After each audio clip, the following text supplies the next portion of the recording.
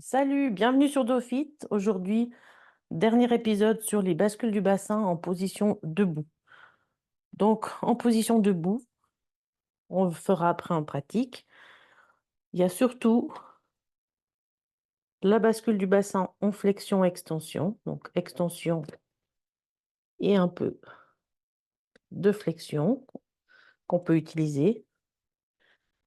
La région lombaire, sa spécialité, c'est vraiment la flexion-extension. C'est environ 70%, 70% de la flexion du rachis.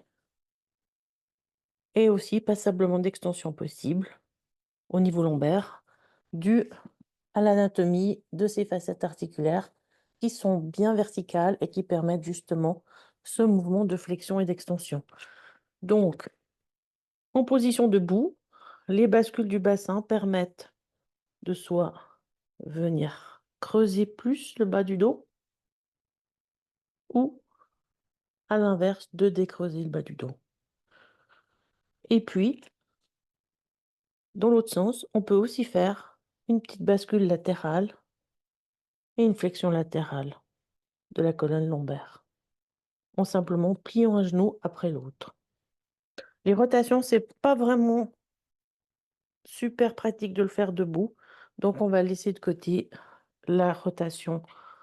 Elle n'est pas forcément utile d'utiliser en position debout.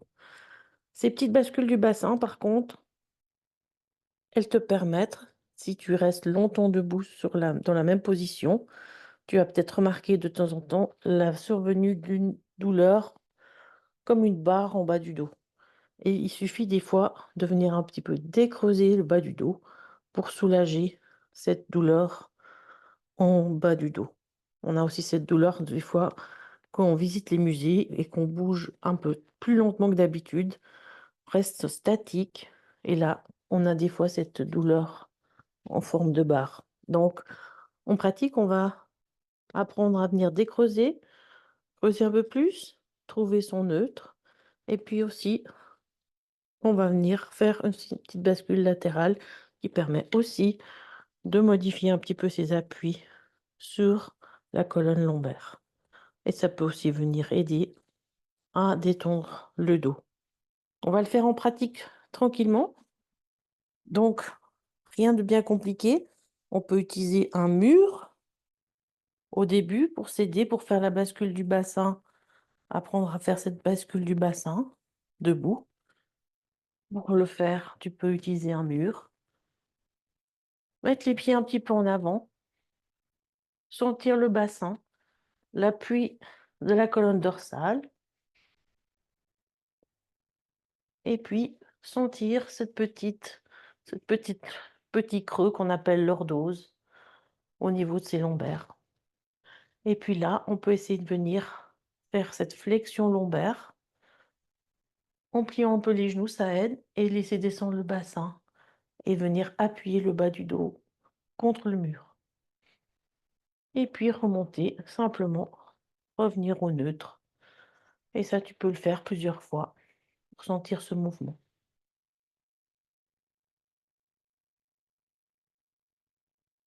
Une fois que tu as bien compris le mouvement, tu peux le faire aussi, position debout, plie les genoux et enroule le bas du dos.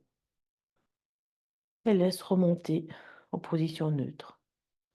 Si tu veux plus d'extension, tu peux simplement pousser les hanches en avant, et bien on aura un petit peu plus d'extension, ou bien simplement faire avec la bascule du bassin, flexion et extension. De mettre les mains un petit peu sur le bassin, ça peut t'aider aussi à sentir le mouvement vers l'arrière et le mouvement vers l'avant.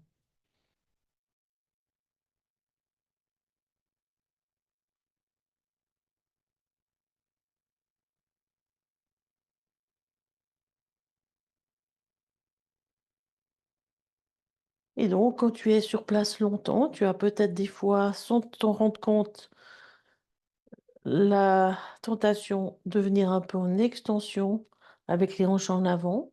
Et sans te rendre compte, tu vas mettre un peu plus de pression sur les facettes articulaires. Donc, une première chose, ce serait de réaligner un petit peu le bassin avec les épaules. Ça va déjà décreuser un petit peu. Et si tu as besoin, tu peux encore plier les genoux et un petit peu basculer le bas du dos avec un petit peu plus de flexion. Voilà pour la position debout, les bascules du bassin, flexion, extension. Et puis, comment faire la bascule du bassin de côté, flexion latérale? Eh bien, simplement, tu plies un genou et tu laisses descendre le bassin d'un côté et de l'autre.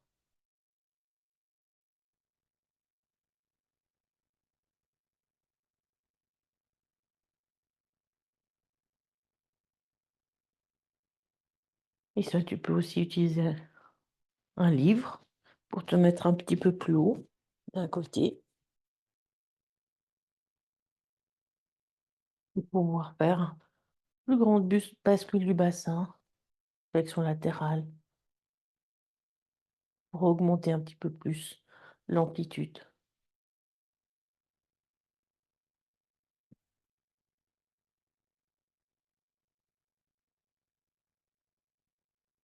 Ça te permet un petit peu de sentir l'amplitude que tu as dans cette mobilité du bas du dos, de l'utiliser ou de la stabiliser ou d'évaluer si tu as une douleur aussi dans ce mouvement, une douleur qui serait uniquement d'un côté ou une raideur. Et si ces mouvements sont libres, eh bien c'est que la mécanique fonctionne bien, qu'il n'y a pas d'inflammation, il n'y a pas de pincement sur un nerf. Et tu peux utiliser ces mouvements pour bien bouger le bas du dos, mobiliser les vertèbres qui sont faites pour bouger et rester mobile pour les mouvements du quotidien. Se pencher, venir chercher des objets, porter du lourd, etc. Voilà, si tu as des questions, n'hésite pas à les poster en commentaire. J'ai un groupe Facebook, si jamais, privé pour les gens qui ont mal au dos. Ça s'appelle DOFIT, DOSFIT, où je partage un peu des ressources pour les gens qui ont mal au dos.